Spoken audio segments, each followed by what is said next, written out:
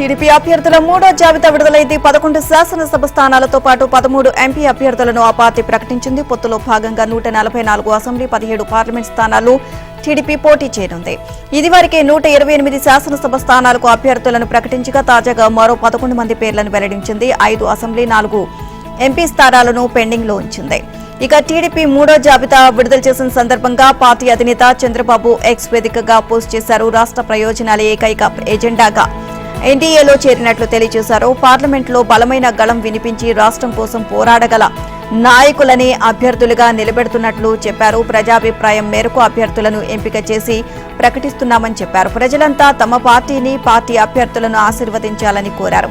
ఇక పలాస, గౌతు శిరీష, పాతపట్నం, మామిడి గోవిందరావు, శ్రీకాకుళం, కొండు శేఖర్ పేర్లను టీడీపీ అధినేత ప్రకటించారు. శృంగవరపు కోట కోళ్ల లలిత కుమారి, కాకినాడ సిటీ వనమాడి వెంకటేశ్వరరావు అభ్యర్థిత్వాలను ఖరారు చేశారు. అమలాపురం ఐతాబత్తుల ఆనందరావుకు, పెనమలూరు బోడె ప్రసాద్కు కేటాయించారు. మైలవరం వసంత వెంకట కృష్ణ ప్రసాద్, నర్సరావుపేట చెదలవాడ అరవింద్ బాబు పేర్లను ప్రకటించారు.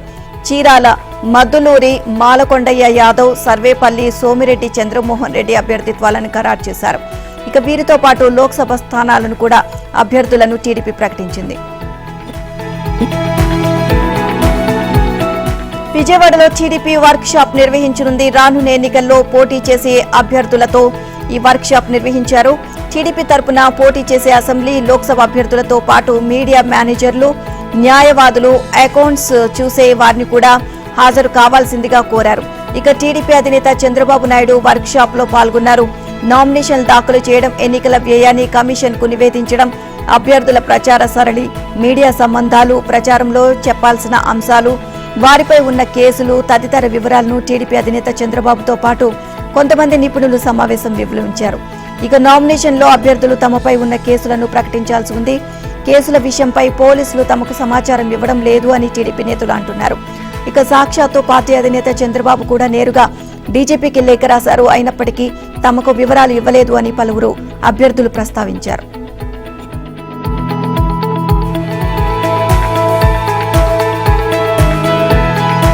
టీడీపీ జాతీయ ప్రధాన కార్యదర్శి నారా లోకేష్ విస్తృతంగా పర్యటించారు. మంగళగిరి మండలం బేతపూడి, నవ్వులూరు గ్రామాల్లో గుంటూరు లోక్సభ అభ్యర్థి పెమ్మసాని చంద్రశేఖర్ తో కలిసి రచ్చబండ నిర్వహించారు. తటస్థులను కలిసి టీడీపీకి సహకరించాలని కోరారు. ఇక మంగళగిరి ఎమ్మెల్యే ఆళ్ల రామకృష్ణారెడ్డిపై నారా లోకేష్ సెటర్లు వేశారు. రామకృష్ణారెడ్డి సినిమాల్లోకి వెళ్తే బాలకృష్ణకు పోటీ అయ్యేవారు అని ఎద్దేవా చేశారు. రాజధాని కోసం భూములు ఇచ్చిన రైతులకు ఇప్పటి వరకు కౌలు వేయలేదు అని ఫైర్ అయ్యారు. టీడీపీ, బీజేపీ, జనసేన కూటమి అధికారంలోకి వచ్చిన తర్వాత వడ్డీతో రైతులకు చెల్లిస్తామని హామీ ఇచ్చారు. ఇక త్వరలో టీడీపీ అధికారంలోకి రావడం ఖాయమని అన్నారు. వైసీపీ అరాచకాలు ప్రజలు భరించలేకపోతున్నారు అని ఆవేదన చెందారు. ఇక వైసీపీ పాలనపై విసిగెత్తిన జనం టీడీపీకి పట్టం కట్టడానికి ఎదురు చూస్తున్నారు అని లోకేష్ చెప్పారు. టీడీపీ అధినేత చంద్రబాబు నెల్లూరు జిల్లా రాపూర్ మండలంలో పర్యటించారు. పెంచలకోన పుణ్యక్షేత్రాన్ని ఆయన సందర్శించారు. పెనుసుల లక్ష్మీ నరసింహస్వామిని దర్శించుకుని ప్రత్యేక పూజలు చేశారు. ఆలయ అర్చకులు చంద్రబాబును ఆశీర్వదించి తీర్థ ప్రసాదాలు అందజేశారు. ఉండవల్లి నుంచి ప్రత్యేక హెలికాప్టర్లో గోనెపల్లి చేరుకుని అక్కడి నుంచి వాహనంలో పెంచలకోన చేరుకున్నారు. స్వామివారిని దర్శించుకున్న తర్వాత తిరిగి ఉండవల్లి బయలుదేరారు. ఆయన వెంట ఉదయగిరి ఎమ్మెల్యే మేకపాటి చంద్రశేఖర్ రెడ్డి, మాజీ మంత్రి సోమిరెడ్డి చంద్రమోహన్ రెడ్డి, మాజీ కేంద్ర మంత్రి పనబాక లక్ష్మి, మాజీ ఎమ్మెల్యేలు రామకృష్ణ, హేమలత, సుబ్రహ్మణ్యం తదితరులు ఉన్నారు. ఇక టీడీపీ అధినేత చంద్రబాబు నెల్లూరు జిల్లా పర్యటన ముగిసింది. రాపూర్ మండలం పెంచలకోనలోని శ్రీ పెనుసిల లక్ష్మీ నరసింహస్వామి ఆలయంలో చంద్రబాబు ప్రత్యేక పూజలు చేశారు. స్వామివారిని దర్శించుకుని విశేష అర్చనలు చేశారు. చంద్రబాబు వ్యక్తిగత పర్యటన అయినప్పటికీ జిల్లా వ్యాప్తంగా పలు ప్రాంతాల నుంచి టీడీపీ శ్రేణులు పెద్ద సంఖ్యలో తరలివచ్చారు. ఇక కొండ కోనల మధ్య కొలువైన స్వామివారి దర్శనం ఎంతో సంతోషాన్ని, సంతృప్తిని ఇచ్చింది అని చంద్రబాబు పేర్కొన్నారు. ప్రజల కోసం పోరాడే శక్తిని, పనిచేసే సామర్థ్యాన్ని ఇవ్వాలి అని స్వామివారిని వేడుకున్నారు.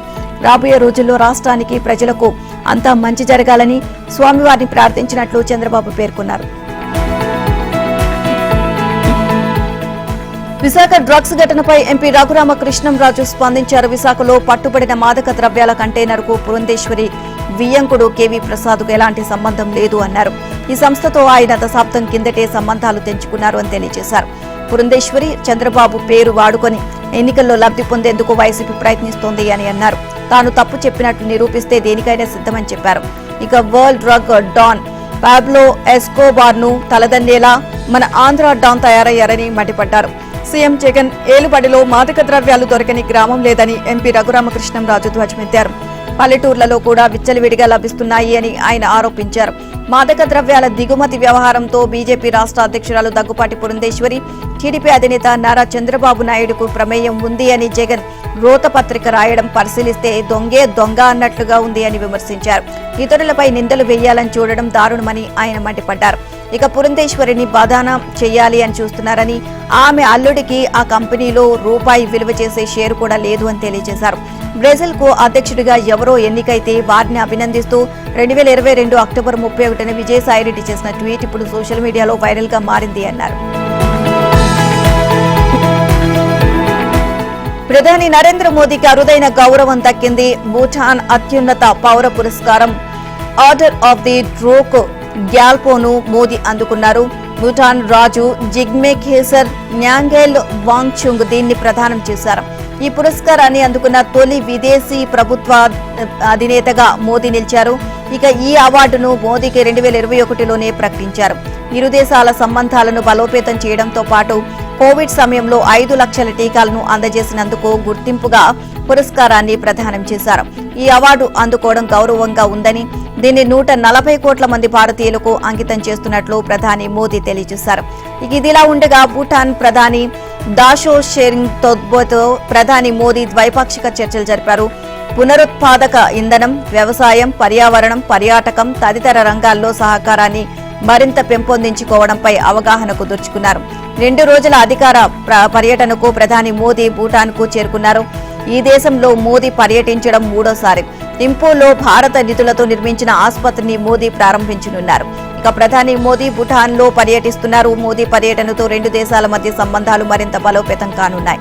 ఇక ప్రధాని మోదీకి భూటాన్ దేశం అత్యున్నత పురస్కారాన్ని అందించింది. బీఆర్ఎస్ అధినేత కేసీఆర్ ఘాటు వ్యాఖ్యలు చేశారు. ఢిల్లీ ముఖ్యమంత్రి కేజ్రీవాల్ అరెస్టు రాజకీయ ప్రేరేపితమని పేర్కొన్నారు. ఆయన అరెస్టు దేశ ప్రజాస్వామ్య చరిత్రలో మరో చీకటి రోజుగా అభివర్ణించారు. ప్రతిపక్షాలను లేకుండా చేయాలి అనే ఏకైక లక్ష్యంతో బీజేపీ పనిచేస్తుందని ధ్వజమెత్తారు. హేమంత్ సోరెన్, కవిత అరెస్టులు అందుకు నిదర్శనమని అన్నారు. ఈడీ, సిబిఐ, ఐటీలను కేంద్రం పావులుగా వాడుకుంటోంది అని ధ్వజమెత్తారు. ప్రజాస్వామ్యానికి గొడ్డలిపెట్టు లాంటి చర్యలను బీఆర్ఎస్ తీవ్రంగా ఖండిస్తోంది అన్నారు.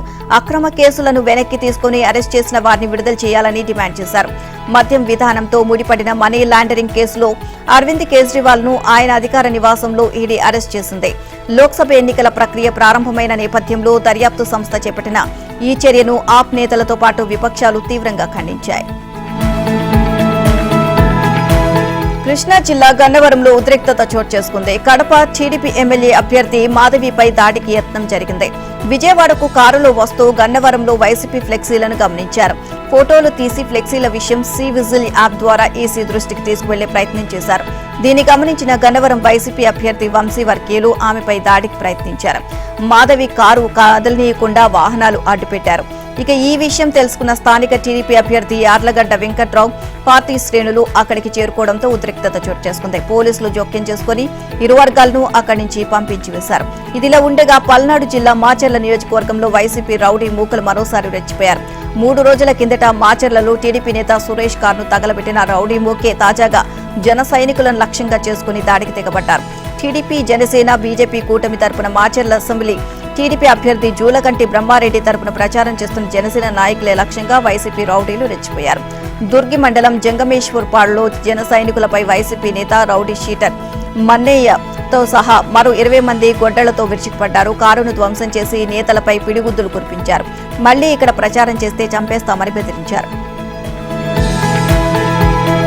ఖైరతాబాద్ ఎమ్మెల్యే దానం నాగేందర్ కు తెలంగాణ హైకోర్టు నోటీసులు జారీ చేసింది. హైదరాబాద్ లోని ఖైరతాబాద్ నియోజకవర్గానికి ఆయన ఎన్నికయ్యారు. ఆయన ఎన్నికను రద్దు చేయాలంటూ కాంగ్రెస్ నేత విజయారెడ్డి దాఖలు చేసిన పిటిషన్పై జస్టిస్ విజయసేన్ రెడ్డి విచారణ చేపట్టారు. పిటిషనర్ తరపున సుంకర నరేష్ వాదనలు వినిపించారు. ఎన్నికల్లో ఓటర్లను దానం నాగేందర్ ప్రలోభ పెట్టారు అని కోర్టుకు ఆయన తెలియజేశారు. ఇక డబ్బులు పంచడంతో పోలీస్ స్టేషన్లో కేసులు నమోదయ్యాయి అని చెప్పారు. ఆయన సతీమణి పేరు మీద ఉన్న ఆస్తుల వివరాలను నామినేషన్ పత్రాల్లో పేర్కొనలేదు అన్నారు. దీనిపై వివరణ ఇవ్వాలి అని దానం నాగేందర్ కు హైకోర్టు నోటీసులు జారీ చేసింది. తదుపరి విచారణను వచ్చే నెల 18కి వాయిదా వేసింది. ఇక ఎన్నికను రద్దు చేయాలి అంటూ దాఖలైన పిటిషన్లపై తెలంగాణ హైకోర్టు స్పందించింది. పలువురు బీఆర్ఎస్ ఎమ్మెల్యేలకు కోర్టు నోటీసులు జారీ చేసింది. ఎన్నికల సమయంలో అక్రమాలకు పాల్పడ్డారని, నామినేషన్ పత్రాలు, ఆస్తులను సరిగ్గా పేర్కొనలేదని పలువురు ప్రత్యర్థులు ఆరోపించారు. ఇక ఓటర్లను ప్రలోభ పెట్టారు అని పేర్కొంటూ ఎమ్మెల్యే దానం నాగేందర్, మాగంటి గోపీనాథ్, కూనంనేని సాంబశివరావుపై పిటిషన్ దాఖలయ్యాయి. దానం ఎన్నికను రద్దు చేయాలంటూ విజయారెడ్డి పిటిషన్ వేయగా, మాగంటి గోపీనాథ్పై అజరుద్దీన్, కూనంనేనిపై నందులాల్ అగర్వాల్ పిటిషన్ వేశారు. వీరి పిటిషన్పై విచారణ చేపట్టిన హైకోర్టు దీనిపై వివరణ ఇవ్వాలని నోటీసులు ఇచ్చింది. విచారణను వచ్చే నెల 18వ తేదీకి వాయిదా వేసింది.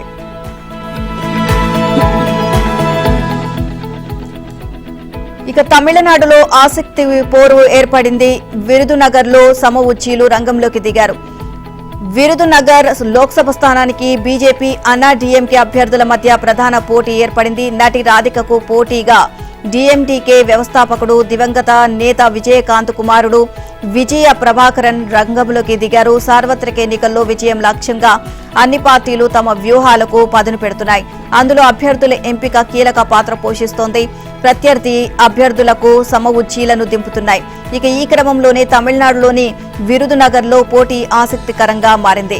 తాజాగా బీజేపీ విరుదునగర్ అభ్యర్థిని ప్రకటించింది. ప్రముఖ నటి రాధికా శరత్ కుమార్ అక్కడి నుంచి పోటీ చేస్తారు అని తెలియజేసింది.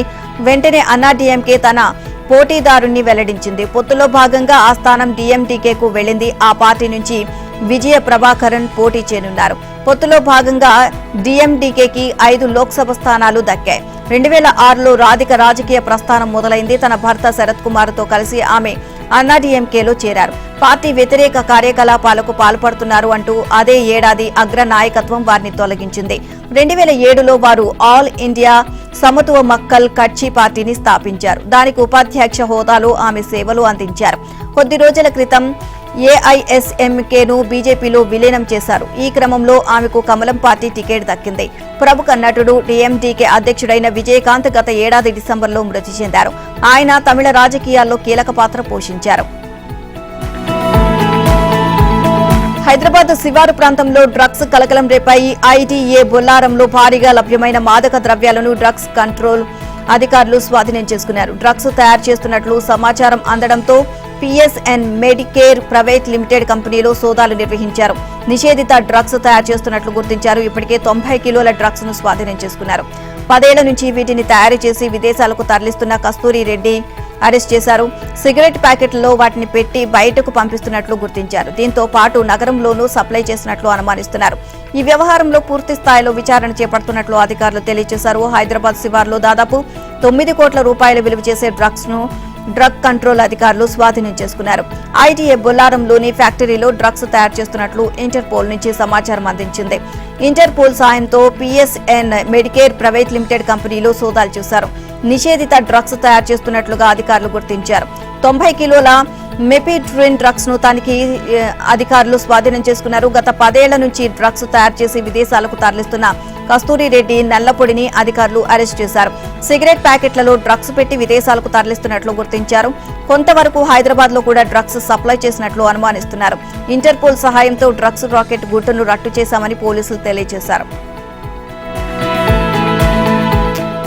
ఢిల్లీ లిక్కర్ స్కామ్ కేసులో కవితకు భారీ షాక్ తగిలింది. బెయిల్ ఇచ్చేందుకు అత్యున్నత న్యాయస్థానం నిరాకరించింది. నిబంధనల ప్రకారమే నడుచుకోవాలి అంటూ సూచించింది. కింది కోర్టును కాదని తాము బెయిల్పై వాదనలు వినలేము అని సుప్రీం ధర్మాసనం స్పష్టం చేసింది. మద్యం విధానంతో ముడిపడిన కేసులో అరెస్ట్ అయిన బీఆర్ఎస్ ఎమ్మెల్సీ కవితకు సుప్రీంకోర్టులో ఊరట లభించింది. ఈ కేసులో బెయిల్ కోసం ట్రయల్ కోర్టుకు వెళ్లాలి అని సర్వోన్నత న్యాయస్థానం సూచించింది. దీనిపై ఈడీకి నోటీసులు జారీ చేసింది. లిక్కర్ స్కామ్ కేసులో తన అరెస్టు చట్టవిరుద్ధమంటూ కవిత దాఖలు చేసిన పిటిషన్పై సుప్రీంకోర్టు త్రిసభ్య ధర్మాసనం విచారణ జరిపింది. ఈడీ వ్యవహరించిన తీరు, ప్రస్తుతం జరుగుతున్న పరిణామాలు తమను తీవ్ర నిరాశకు గురి చేస్తున్నాయని కవిత తరపు న్యాయవాది కపిల్ సిబల్ కోర్టు దృష్టికి తీసుకువెళ్లారు. ఈ కేసులో ఒకసారి సాక్షిగా మరోసారి నిందితురాలిగా పిలిచారు అని తెలియజేశారు. కవితకు వ్యతిరేకంగా ఒక బలమైన సాక్ష్యం కూడా లేదని, అప్రూవర్ ఇచ్చిన వాంగ్మూలం ఆధారంగానే కేసు దర్యాప్తు సాగుతోంది అని చెప్పారు. ఇక దీనిపై స్పందించిన ధర్మాసనం ప్రస్తుతానికి తాము కేసు మెరిట్స్ లోకి వెళ్లడం లేదు అని స్పష్టం చేసింది. ఇందులో తాము బెయిల్ ఇవ్వలేము అని మొదటి కింది కోర్టును ఆశ్రయించాల్సిందే అని తెలిపింది. ఆ స్వేచ్ఛ పిటిషనర్ కు ఉంది అన్న ధర్మాసనం త్వరితగతిన కేసు విచారణ చేపట్టాలని ట్రయల్ కోర్టుకు సూచించింది. ఈ పిటిషన్లో రాజ్యాంగ ఉల్లంఘనకు సంబంధించిన అంశాలను లేవనెత్తినందున దీన్ని ఇప్పటికే దాఖలైన విజయ్ మదన్ లాల్ కేసుకు జతచేస్తున్నట్లు వెల్లడించింది. రాజ్యాంగపరమైన అంశాలపై ఈడీకి నోటీసులు జారీ చేసింది. 6 వారాల్లోగా దీనిపై సమాధానం చెప్పాలని సూచించింది. ఆ తర్వాత మరో 2 వారాల్లో రిజాయిండర్ దాఖలు చేయాలని దర్యాప్తు సంస్థను ఆదేశించింది. వైసీపీ నేతలు బరితెగిస్తున్నారు. ఆలయాల్లోనూ ఎన్నికల ప్రచారం చేస్తున్నారు. ఓటర్లను అడ్డుకోవడానికి ఎత్తుకు పై ఎత్తులు వేస్తున్నారు. ఏలూరు జిల్లాలోని ప్రముఖ పుణ్యక్షేత్రమైన ద్వారకా తిరుమల చిన్న వెంకన్న దేవస్థానం వైసీపీ నేతలకు అడ్డాగా నిలిచింది. ఎన్నికల కోడ్ ఉల్లంఘిస్తూ దేవస్థానం ట్రస్ట్ బోర్డు సభ్యుడు వైసీపీ తరపున ఎన్నికల ప్రచారం చేశారు. ఇక ట్రస్ట్ బోర్డు సభ్యుడు యానాదయ్య దేవస్థానం కేశఖండనశాలలో ఎన్నికల ప్రచారం చేశారు. క్షురకులను కలిసి వైసీపీకి ఓటు వేసి జగన్ను గెలిపించాలి అని కోరారు. వైసీపీ సిద్ధం పేరుతో ఉన్న కరపత్రాలను వారికి పంపిణీ చేశారు. ఆలయంలో ఎన్నికల ప్రచారం చేయడంపై భక్తులు ఆగ్రహాన్ని వ్యక్తం చేస్తున్నారు. ఈ ఘటనపై ఆలయ ఈవో స్పందించకపోవడంపై విమర్శలు వ్యక్తమవుతున్నాయి. మొదటి నుంచి ఈవో వైసీపీకి కొమ్ము కాస్తున్నారు అనే ఆరోపణలు ఉన్నాయి.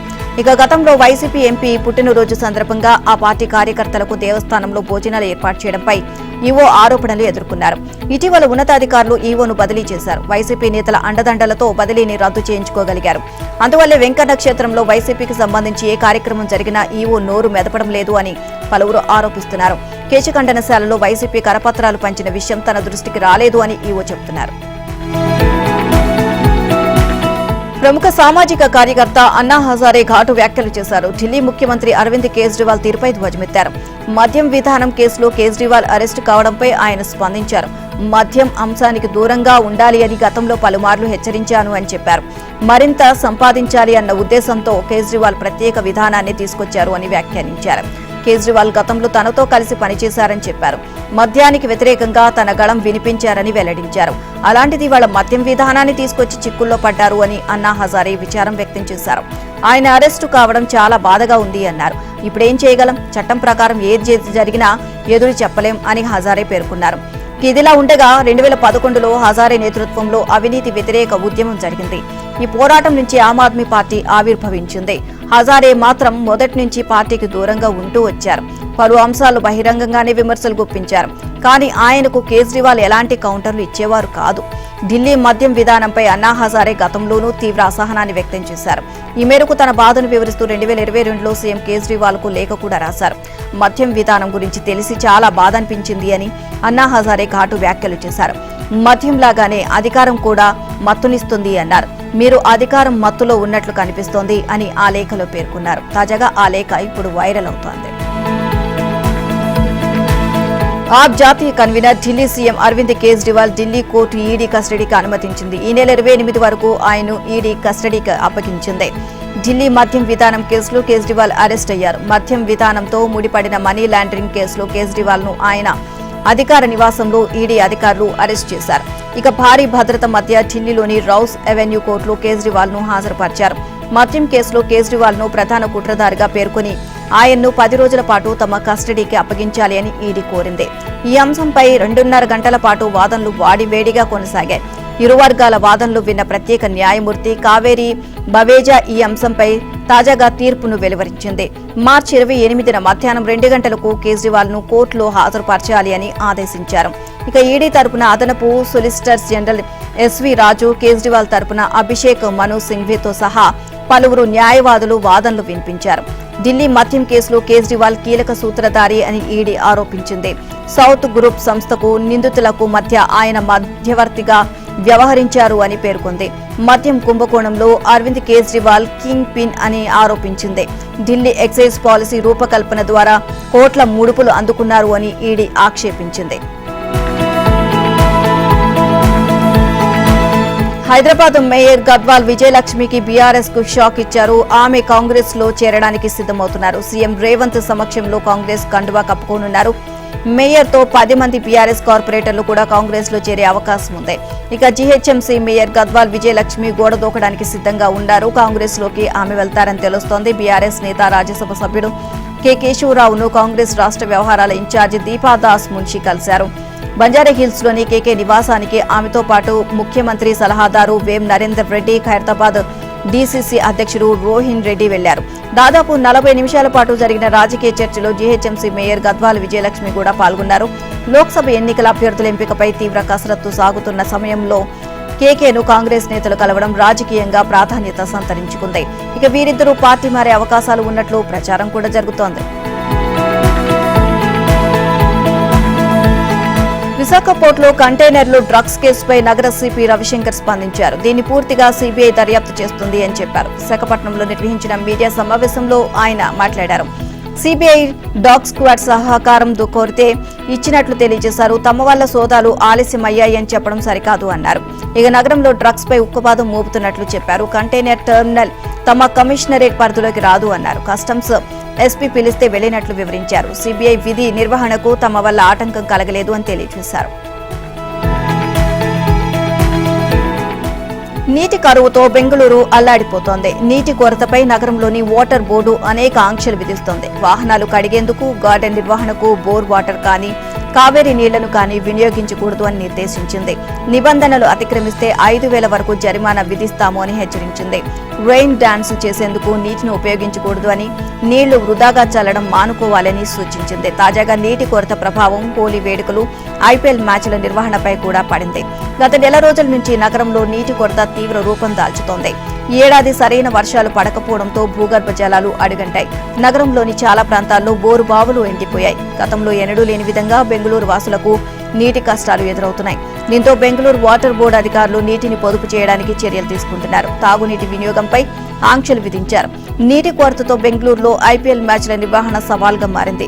స్టేడియానికి నీటి సరఫరా విషయంలో కర్ణాటక ప్రభుత్వం కీలక నిర్ణయం తీసుకుంది. ఒక్కో మ్యాచ్ నిర్వహణకు 75,000 లీటర్ల నీళ్లు అవసరమవుతాయి.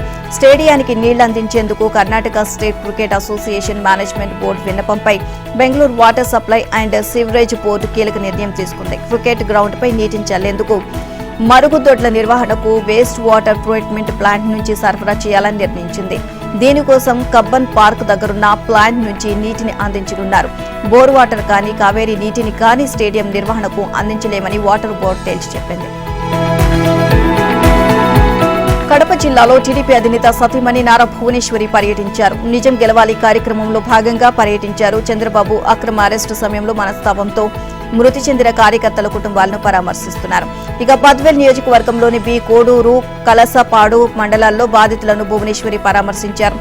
మొదట బి కోడూరు మండలం గుంతపల్లెకు చెందిన ఓబుల్ రెడ్డి కుటుంబాన్ని పరామర్శించారు. గుండెపోటుతో మృతి చెందిన ఓబుల్ రెడ్డి చిత్రపటానికి పూలమాల వేసి నివాళులర్పించారు. భువనేశ్వరిని చూసి భావోద్వేగానికి గురైన ఓబుల్ రెడ్డి కుటుంబ సభ్యులను ఆమె ఓదార్చారు. వారి కుటుంబానికి టీడీపీ ఎప్పుడూ అండగా ఉంటుంది అని భరోసా ఇచ్చారు. వారి కుటుంబానికి ఆర్థిక సాయం చేశారు. ఇక రాష్ట్రమంతా అరాచకాలు జరుగుతున్నాయని భువనేశ్వరి ధ్వజమెత్తారు. వైజాగ్ ను గంజాయి క్యాపిటల్ గా మార్చాలి అన్నది వైసీపీ ఆలోచనగా ఆమె పేర్కొన్నారు. గంజాయి డ్రగ్స్ ద్వారా వైసీపీ నేతలు లక్షల కోట్లు సంపాదిస్తున్నారని భువనేశ్వరి ఆరోపించారు. ఆ సొమ్ముతో ఎన్ని ప్యాలెస్లైనా కట్టుకుంటారు అని ఆమె ధ్వజమెత్తారు. నిజం గెలవాలి కార్యక్రమంలో భాగంగా కడప జిల్లా బద్వేలు నియోజకవర్గంలో 2వ రోజు ఆమె పర్యటించారు. చంద్రబాబు అక్రమ అరెస్టుతో మృతి చెందిన కార్యకర్తల కుటుంబాలను ఆమె పరామర్శించారు. కాప్ కార్యకర్తలు కదం తొక్కారు. ఢిల్లీ సీఎం అరవింద్ కేజ్రీవాల్ ను ఈడీ అధికారులు అరెస్ట్ చేయడంపై నిరసన వ్యక్తం చేశారు. ఢిల్లీలో పెద్ద ఎత్తున ఆందోళన నిర్వహించారు. పలు ప్రాంతాల్లో పోలీసులు భారీ ఎత్తున బారికేడ్లను ఏర్పాటు చేసి ఆప్ కార్యకర్తలను నిలువరించే ప్రయత్నం చేశారు. ఆప్ కార్యకర్తలను బారికేడ్లను తోసుకుంటూ ముందుకు వెళ్లిపోయారు. దీంతో పోలీసులు వాటర్ కెనాల్స్ ను ప్రయోగించారు. ఆప్ కార్యకర్తలు పోలీసుల మధ్య పెద్ద ఎత్తున వాగ్వాదం చోటు చేసుకుంది. ఇదిలా ఉంటే ఢిల్లీ సీఎం కేజ్రీవాల్ అరెస్టుపై పంజాబ్ సీఎం భగవంత్ మాన్ సింగ్ ఘాటుగా స్పందించారు. బీజేపీ ప్రభుత్వం ఆప్ పార్టీపై కుట్ర రాజకీయాలు చేస్తుందని ఫైర్ అయ్యారు. దేశంలో బీజేపీకి ఎదురెళ్లే పార్టీ ఏదైనా ఉంది అంటే అది ఆప్ అన్నారు. ఆప్ ను చూస్తే మోదీకి ప్రభుత్వానికి భయం అని పట్టింది అని అన్నారు. ఇక కేజ్రీవాల్ కు న్యాయస్థానాల్లో తప్పక రిలీఫ్ దొరుకుతుంది అన్నారు. బీజేపీ పాలనలో దేశంలో ఎమర్జెన్సీ పరిస్థితులు తలెత్తాయని భగవంత్ మాన్ సింగ్ వాపోయారు. తిరుమల శ్రీవారి తెప్పోత్సవాలు వైభవంగా జరిగాయి. భక్తజనం భక్తి పారవస్యంతో రథాన్ని వీధుల్లో లాగారు. అంతకుముందు వాహన మండపంలో స్వామివారికి శుద్ధి, తోమాల సేవ, అర్చన, మొదటి గంట, బలి, శాతుమొర పూజలు చేశారు. చూడచక్కని మనోహర రూపంతో సర్వాలంకార భూషితుడైన స్వామివారు ఊరేగింపుగా రథమండపానికి వేంచేశారు. అనంతరం భక్తులు గోవిందనామ స్మరణ మధ్య పురవీధుల్లో విహరించారు. ఇక వార్షిక తెప్పోత్సవాల్లో భాగంగా 3వ రోజు స్వామివారు భూదేవి, శ్రీదేవి సమేత మలయప్ప స్వామి రూపంలో భక్తులకు దర్శనమిచ్చారు. స్వర్ణ అలంకార భూషితుడైన శ్రీనివాసుడు ఉభయ దేవేరులతో కలిసి ఆలయం నుంచి ఊరేగింపు నిర్వహించారు. ఇక తిరుమాడ వీధుల్లో ఊరేగుతూ పుష్కరిణి వద్దకు చేరుకున్నారు. మంగళ వాయిద్యాలు, వేదఘోష, హరినామ సంకీర్తనల మధ్య స్వామి అమ్మవార్లను పుష్కరిణిలో 3 ప్రదక్షిణలు చేయించారు. తెప్పలపై విహరిస్తున్న శ్రీనివాసుడి వైభోగాన్ని కల్లారా తిలకించి భక్తకోటి తన్మయత్వం పొందింది. స్వామి అమ్మవార్లకు కర్పూర నీరాజనాలు సమర్పించారు. ఏలూరు జిల్లా కొయ్యలగూడెంలో వాలంటీర్లు యథేచ్ఛగా ఎన్నికల కోడ్ ఉల్లంఘిస్తున్నారు. వైసీపీ కాల్ సెంటర్లో ఫోన్ల ద్వారా ఎన్నికల ప్రచారం నిర్వహిస్తున్నారు. సంక్షేమ పథకాల ద్వారా లబ్ధి పొందితే వైసీపీకి ఓటు వేయాలని 5 వాలంటీర్లు ప్రచారం చేశారు. ఈ విషయం తెలుసుకున్న టీడీపీ నాయకులు వైసీపీ కాల్ సెంటర్ వద్దకు చేరుకోవడంతో వాలంటీర్లు అక్కడి నుంచి పరారయ్యారు. ఇక టీడీపీ నాయకులతో వైసీపీ నాయకులు వాగ్వాదానికి దిగారు. ఘటనా స్థలానికి చేరుకున్న పోలీసులు ఇరు వర్గాలకు సర్ది చెప్పారు. దీంతో ఆ ప్రాంతంతో ఉద్రిక్తత నెలకొంది. ఇదిలా ఉండగా ఎన్నికల నిబంధనలకు పాతరేస్తూ వైసీపీ నాయకులు ప్రచారాలు నిర్వహిస్తున్నారు. ఇక కార్యకర్తలను ప్రలోభాలకు గురిచేస్తూ పబ్బం గడుపుకుంటున్నారు. తూర్పుగోదావరి జిల్లా అనపర్తిలో వైసీపీ నాయకులు ఎన్నికల ప్రచారంలో భాగంగా కార్యకర్తలకు విచ్చలవిడిగా మద్యం పంపిణీ చేశారు. మద్యం షాపులు, బెల్ట్ షాపులు వైసీపీ కార్యకర్తలతో కలకల్లాడాయి. మద్యం సేవించిన వైసీపీ కార్యకర్తలు తమ వాహనాల రోడ్లపై ఇష్టారాజ్యంగా నడపడంతో అనేక మంది ప్రయాణికులు ఇబ్బందులు పడ్డారు. టీడీపీ ప్రచారం చేస్తే హడావిడి చేసే అధికారులు వైసీపీ మద్యం పంపిణీ చేస్తున్న చోద్యం చూడడం వెనుక గల ఆంతర్యం ఏమిటో వారికే ఎరుక. టీఆర్ఎస్ అధినేత కేసీఆర్ మరో 2 స్థానాలకు అభ్యర్థులను ప్రకటించారు. మెదక్ అభ్యర్థిగా మాజీ ఐఏఎస్ వెంకట్రామరెడ్డి పేరును ప్రకటించారు. నాగర్ కర్నూలు అభ్యర్థిగా ఇటీవల బీఎస్సీని వీడి బీఆర్ఎస్ లో చేరిన మాజీ ఐపీఎస్ అధికారి ఆర్ఎస్ ప్రవీణ్ కుమార్ పేరును ఖరారు చేశారు. దీంతో ఇప్పటి వరకు 13 లోక్సభ స్థానాలకు పేర్లను అనౌన్స్ చేయగా ఇంకా 4 స్థానాలు పెండింగ్ లో ఉన్నాయి. ఇక బీఆర్ఎస్ అధినేత కేసీఆర్ పెండింగ్ స్థానాలకు అభ్యర్థుల ఎంపికపై ఆచితూచి వ్యవహరిస్తున్నారు. బలమైన అభ్యర్థుల కోసం అన్వేషణ చేస్తున్నారు. పోటీకి ఆసక్తి చూపని నేతలను ఒప్పించి మరీ బరిలో దింపుతున్నారు. ఇప్పటికే 11 స్థానాలకు అభ్యర్థులను అనౌన్స్ చేసిన గులాబీ బాస్ తాజాగా మరో 2 స్థానాలకు అభ్యర్థులను ప్రకటించారు. అందులో ఒకరు మాజీ ఐఏఎస్, మరో మాజీ ఐపీఎస్ కి అవకాశం ఇచ్చారు. నాగర్ కర్నూలు నుంచి మొదటి నుంచి పరిశీలనలో ఉన్న ఆర్ఎస్ ప్రవీణ్ కుమార్ కు మెదక్ నుంచి ఎమ్మెల్సీ వెంకట్రామరెడ్డిని ఫైనల్ చేశారు. వెంకట్రామరెడ్డికి మంత్రులు కోమటిరెడ్డి, పొంగులేటి కుటుంబాలతో బంధుత్వం ఉంది. అయినా పొలిటికల్ ప్రెషర్ ను తట్టుకుని ఆయన కేసీఆర్ వెంట నడుస్తున్నారు. అత్యంత ఆకర్షణీయ జట్ల మధ్య ఐపీఎల్ 17వ సీజన్ ఆరంభమైంది. క్రికెట్ పోరు అంచనాలకు తగ్గట్లే సాగింది. బ్యాట్తో బెంగళూరు తడబాటు చూసి ఆ జట్టును చెన్నై చిత్తుగా కొట్టేసింది. చివరికి గొప్పగా పుంజుకొని పోరాడే స్కోరు సాధించింది ఆర్సీబీ. ఛేదనలోనూ చెన్నై చెమటోడ్చేలా చేసింది. ఒక దశలో బెంగళూరుకు విజయ అవకాశాలు బాగానే కనిపించాయి. కానీ చేజారేలా కనిపించే మ్యాచ్లను సొంతం చేసుకోవడంలో గొప్ప నేర్పున్న సీఎస్కే మరోసారి తన ముద్రను చూపించింది. కెప్టెన్ గా రుతురాజ్ గైక్వాడ్ విజయంతో ఐపీఎల్ ను ఆరంభించాడు. 5 సార్లు champion Chennai super kings IPL 17లో శుభారంభం చేసింది. ఆసక్తికరంగా సాగిన సీజన్ ఆరంభ పోరులో ఆ జట్టు 6 వికెట్ల తేడాతో రాయల్ ఛాలెంజర్స్ బెంగళూరును ఓడించింది. మొదట ఆర్సీబీ 20 ఓవర్లో 6 వికెట్లకు 173 పరుగులు చేసింది. Player of the match Mustafizur దాటికి ఒక దశలో 78 పరుగులకే 5 వికెట్లు కోల్పోయిన బెంగళూరు అనుజ్ రావత్, దినేష్ కార్తిక్ మెరుపులతో పుంజుకుంది.